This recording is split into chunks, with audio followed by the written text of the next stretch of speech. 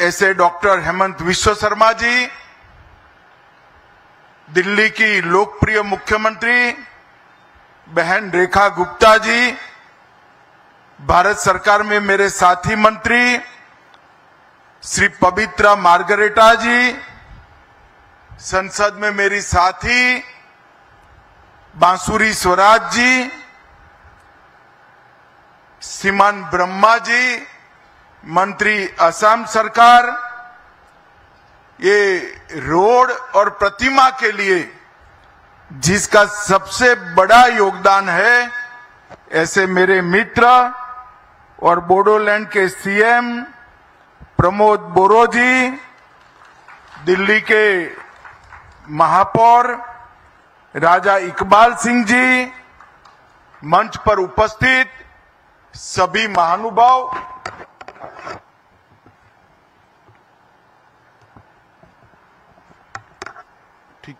ठीक है भैया, रहने दो। मंच पर उपस्थित सभी महानुभाव, आज के इस सभागार में आए हुए बोडोलैंड और असम से आए हुए मेरे प्यारे सभी भाइयों बहनों को प्रणाम। और सबसे बड़ा सामने स्क्रीन पर दिखाई पड़ता है, असम और बोडोलैंड में हजारों हजार की संख्या में बोडोफा के सभी मानने वाले भाइयों को मेरा प्रणाम, नमस्कार। आज अपनी जाति के लिए, अपने क्षेत्र के लिए सम्मान और अधिकार की लड़ाई पूरा जीवन लड़ने वाले बोडोफा उपेंद्रनाथ ब्रह्मा की 35वीं पुण्यतिथि, और मेरा सौभाग्य है कि उसी दिन दिल्ली के दिल जैसी कैलाश कॉलोनी में, जो दिल्ली का सबसे बड़ा संभ्रांत क्षेत्र है, वहां पर बोडोफा की आदमकद प्रतिमा और एक बहुत बड़े राजमार्ग का नाम बोडोफा के नाम पर देने के लिए मैं आ गया।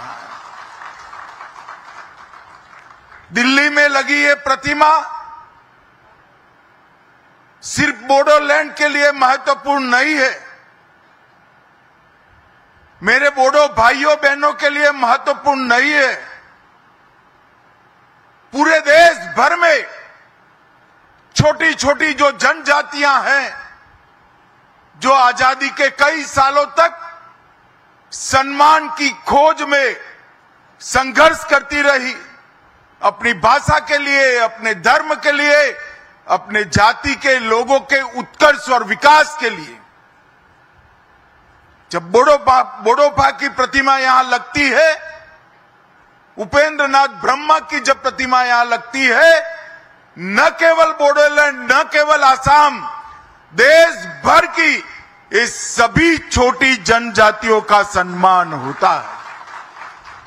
और आज इनकी 35वीं पुण्यतिथि पर देश के महान दूरदर्शी पुत्र बोडोफा उपेंद्रनाथ ब्रह्मा जी को मैं प्रणाम कर कर मेरी बात की शुरुआत करना चाहता हूं। मित्रों, अभी अभी कार्यक्रम की शुरुआत के पहले हमने पहलगांव में जो आतंक की भेंट चढ़े, जिनका बलिदान हुआ, वो हमारे प्यारे भाइयों बहनों को श्रद्धांजलि दी। मैं आज उन सभी आतंक की भेंट चढ़ने वाले हमारे नागरिकों को, उनके परिवारजनों को कहना चाहता हूं, एक क्षति सिर्फ आपकी क्षति नहीं है, आपके जितना ही दर्द देश के हर नागरिक के दिल में है, हर नागरिक इतना ही दुख का अभिव्यक्ति करना चाहता है। और मैं आज पूरे देश की जनता को यह बताना चाहता हूं कि 90 के दशक से कश्मीर में जो आतंकवाद चला रहे हैं उनके खिलाफ हमारे प्रधानमंत्री नरेंद्र मोदी जी का जीरो टॉलरेंस का नीति है। हम मजबूती के साथ अपनी लड़ाई लड़े हैं और आज वो ये न समझ ले कि हमारे 27 नागरिकों का जान लेकर ये लड़ाई जीते हो। मैं सभी आतंक फैलाने वालों को कहना चाहता हूं कि लड़ाई का अंत नहीं है, एक मकाम है। हर व्यक्ति को चुन चुन कर जवाब भी मिलेगा, जवाब भी लिया जाएगा।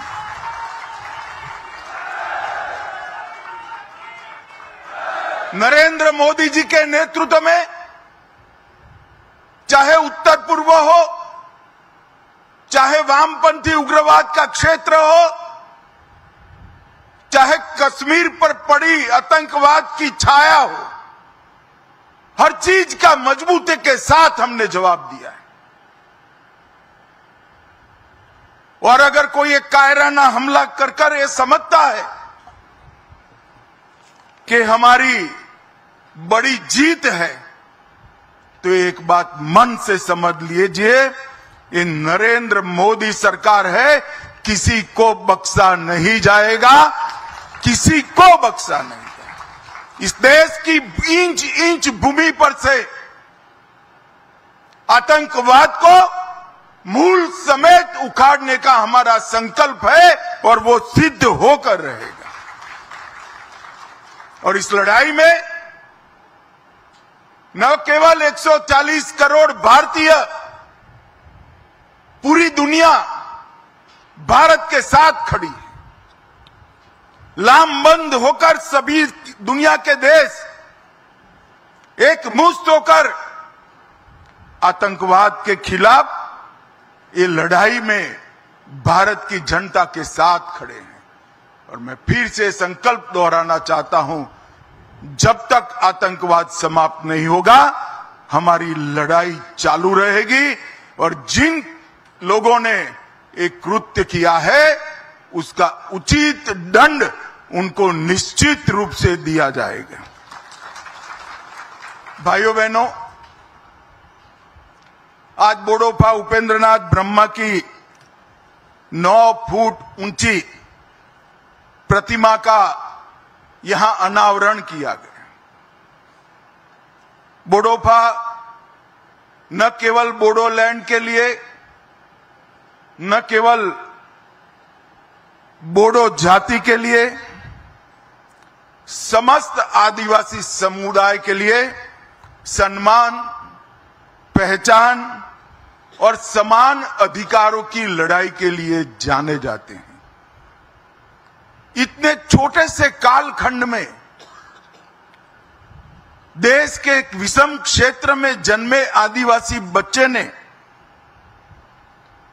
पूरे जनजातीय समाज को एकजुट कर अपने अधिकार से के लिए शांतिपूर्ण मार्ग पर लड़ने की शिक्षा दी। हम बोडो है, इसका हमें गर्व है और इस सूत्र को लेकर बोडोफा ने दारुण गरीबी में जीने वाले सभी जनजाति के लोगों को एकत्रित किया और संघर्ष करने की शुरुआत की। दिल्ली में आवाज बुलंद की, बीएससी, बीए भी किया, एलएलबी भी किया और इन्होंने जितनी परीक्षाएं पास की, इससे सबसे बड़ी परीक्षा थी बोडोलैंड की आवाज को कश्मीर से कन्याकुमारी तक पहुंचाना और अधिकारों को प्राप्त करने के लिए संघर्ष शुरू करना। मगर आज बोडोफा नहीं है, जियो और जीने दो का उनका सूत्र पूरे बोडोलैंड, पूरे आदिवासी समाज ने स्वीकारा है। और आज अगर बोडोफा होते तो उनको देखकर बड़ा आनंद आता। हजारों युवाओं के बलिदान के बाद आज हमारा बोडोलैंड शांति और विकास के रास्ते पर आगे बढ़ चुका है। पूरा असम बोडोलैंड के लोगों को स्वीकारता है और बोडोलैंड असम को स्वीकारता है। आज बोडोलैंड से बहुत सारे लोग मुझे सुन रहे हैं। मैं सभी को कहना चाहता हूं कि जरा सी भी इंफीरियरिटी कॉम्प्लेक्स आपके अंदर ना लाइएगा। इस देश पर आपका इतना ही अधिकार है जितना मेरा है। अब बोडोलैंड के युवा अपने अधिकार के लिए लड़ने की जरूरत नहीं है। 2014 से एक ऐसे व्यक्ति का शासन इस देश में है, ऐसी पार्टी का शासन इस देश में है जो मानते हैं कि भारत पर सबका अधिकार है और सब पर भारत का अधिकार है। और इसी सूत्र के तहत आज बोडोलैंड विकास के रास्ते पर आगे बढ़ा है। मैं 2019 में गृह मंत्री बना। प्रधानमंत्री जी ने नॉर्थ ईस्ट की समस्याओं को कंसंट्रेट करने का कहा। बोडोलैंड के लोगों के साथ चर्चा हुई। प्रमोद जी यहां बैठे हैं। 9 महीने की विशद चर्चा के बाद 2020 में बोडो एग्रीमेंट हुआ और सभी लोग हथियार डालकर आज मेन स्ट्रीम में शामिल हो चुके हैं। मगर देश भर के जनजाति समाज को मैं कहना चाहता हूं, भारतीय जनता पार्टी की जो सरकार है वो जो समझौते करती है इसका पालन भी करती है। भूतकाल में कई ऐसे समझौते हुए जिसका पालन भी आज हम कर रहे हैं। उन्होंने नहीं किया अपने समय में, मगर मैं बोडो वासियों को बताना चाहता हूं, बोडोलैंड वासियों को बताना चाहता हूं कि आपसे जो समझौता हुआ उसके 96% मुद्दे हमने क्लियर कर दिए हैं। और हेमंत जी यहां बैठे हैं।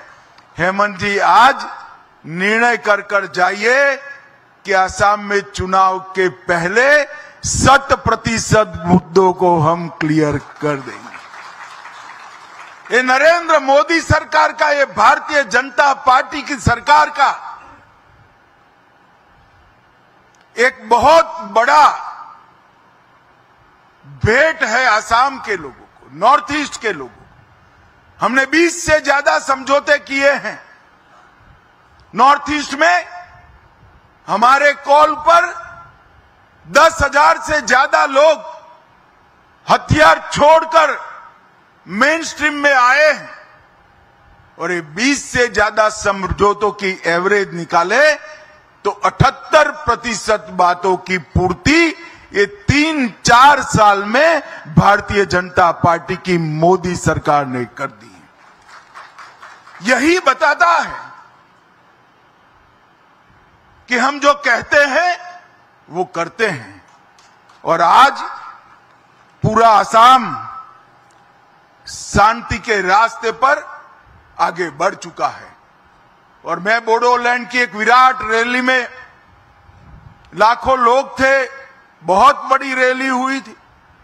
वो रैली में कहकर आया था कि हम मई एंड के पहले बोडोफा की प्रतिमा भी लगाएंगे और उनके नाम पर रास्ते का नामाभिधान भी करेंगे।